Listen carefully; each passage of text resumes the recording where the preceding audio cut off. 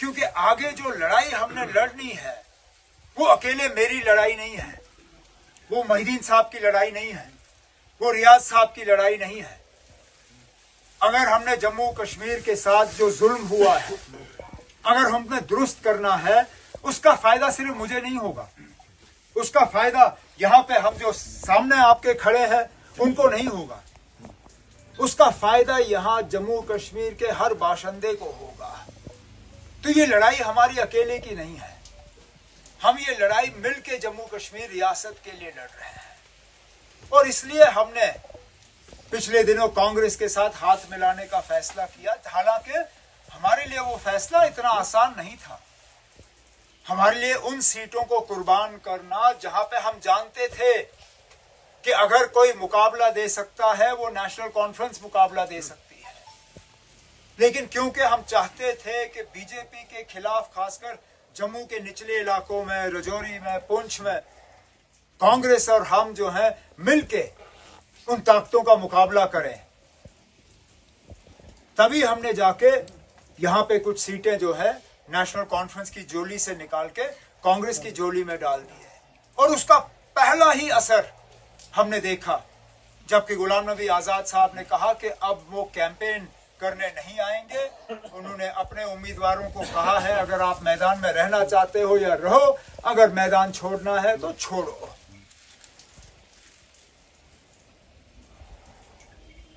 मुश्किलात हमने बहुत देखे। रियाज साहब ने अपनी तकरीर में उनके तरफ इशारा किया, इशारा क्या, खुल के कहा। यहां पकड़ दकड़ रही, गिरफ्तारियां रही, बिना किसी वजह नौजवानों को तंग किया गया, सताया गया, मुख्तलिफ कानून उनके खिलाफ इस्तेमाल किए गए। यहाँ के हमारे लोकल जेल तक भरे तो फिर नौजवानों को जम्मू कश्मीर से बाहर जेलों में रखने का काम उन्होंने शुरू किया। अंधाधुंध पीएसए का इस्तेमाल हुआ।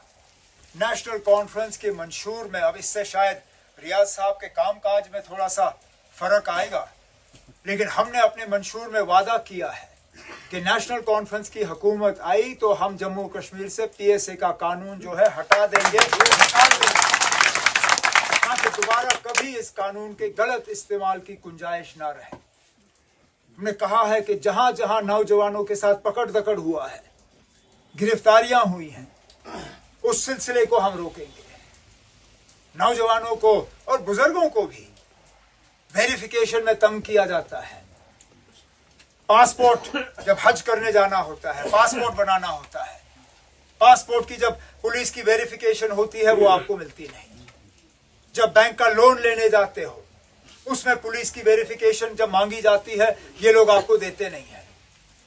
जब सरकारी नौकरी लेनी होती है उसमें पुलिस का एनओसी चाहिए होता है, वो आप लोगों को देते नहीं। सख्ती और जुल्म के अलावा पिछले 5-6 सालों में हमने कुछ नहीं देखा। और इसलिए मैं आज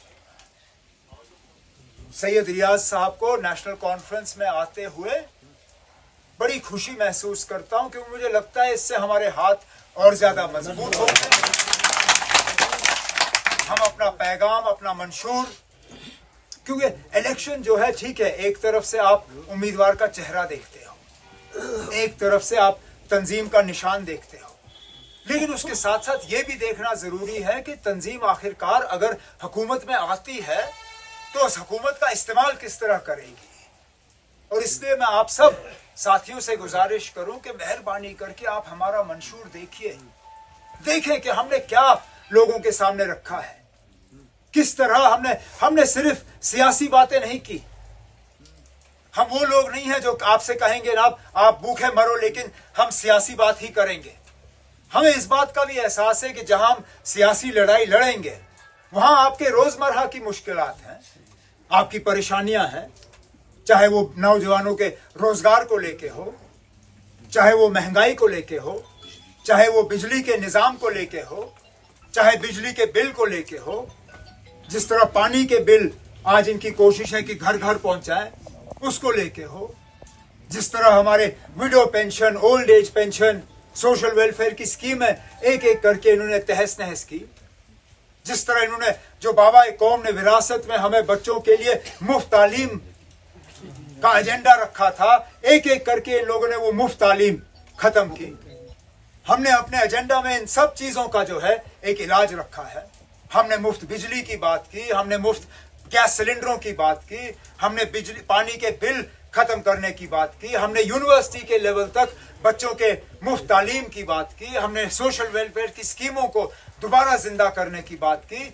ऐसा कोई हिस्सा नहीं है लोगों का, हमारे जो गुजर बकरवाल भाई हैं, उन्हें जो तकलीफ होती है, उन्हें जो फॉरेस्ट राइट एक्ट के तहत जो हक मिलना चाहिए, जो उनको उस हक से महरूम रखा जाता है, इन सब चीजों का जिक्र हमारे मंशूर में है। अब मैं उम्मीद करूंगा